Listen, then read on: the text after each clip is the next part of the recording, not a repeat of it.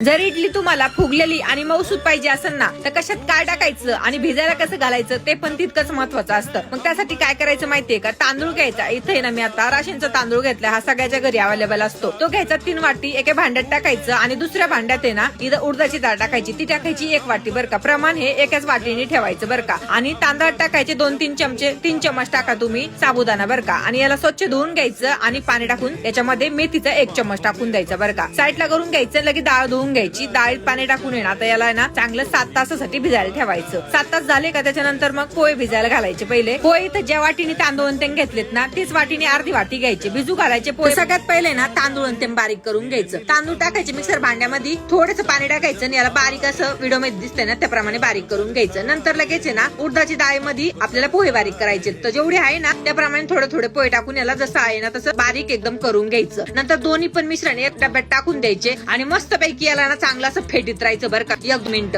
आणि मग झाकण लावायचं आणि आता रात्रभर नाही तर 7-8 तास याला तुम्ही एका जागेवर ठेवून द्यायचं. आता इथे ना मी रात्रभर ठेवलं होतं बरं का. सकाळी पाहिलं ना असलं मस्त आपलं पीठ फुगून आलतं ना वरती. तुम्ही पाहिलं असं पहिलं केवढं होतं ना, आता केवढं झालं. मग नंतर त्याच्यात आहे ना मीठ टाकायचं थोडंसं आणि खाण्याचा सोडा टाकायचं थोडासा बरं का, अर्ध्याचा पण अर्धा चम्मच असं. आणि मस्त मिक्स करून घ्यायचं आणि इडलीच्या भांड्याला तेल लावायचं आणि मग त्याच्यामध्ये थोडं थोडं बॅटर टाकून द्यायचं. मग आता इडलीच्या भांड्यात आहे ना पाणी आणि चिंच टाकायचं आणि पाणीची वाफ आली का लगेच त्याच्यामध्ये हे प्लेटी ठेवून द्यायच्या. आता आहे ना 15 मिनिटासाठी याला मस्त वाफून द्यायचं. मग काढायचं बरं का. थंड झालं का थोडंसं मग त्याच्यावर एखादा पाण्याचा शितोडा मारायचा आणि मग इडल्या काढायच्या. एवढ्या जबरदस्त निघतात ना, तर तुम्ही अशा इडल्या करून बघा नक्की आणि मला कमेंट करून नक्की सांगा. आणि इथे ना मी सांबर केलंय आणि गरम गरम मस्त चोपून घेतलंय.